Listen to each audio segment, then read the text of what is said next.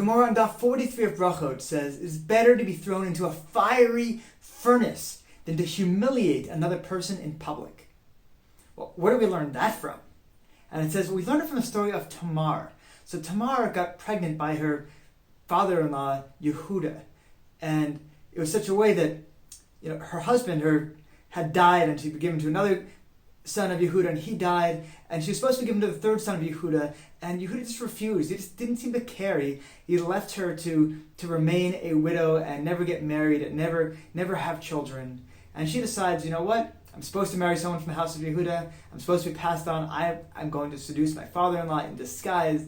And she winds up conceiving and having this child. And Yehuda hears that she's pregnant and says, let her be burned, for committing adultery. She was supposed to be married to someone in my house, and now she got pregnant off on her own. And she goes to be burnt. And she says that, by the person who gave me these, I conceived. And she shows signs that only Yehuda will recognize as being his own. Only he will recognize that it is him. So what is she doing? She's saying, I am willing to be burned alive rather than humiliate you in public.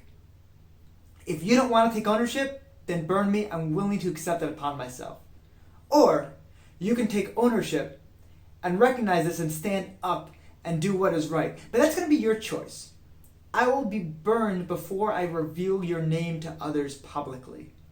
So we see that it is so important not to humiliate others, that even it is worth being thrown into a fiery furnace, as the Gemara tells us, rather than humiliate somebody else in public.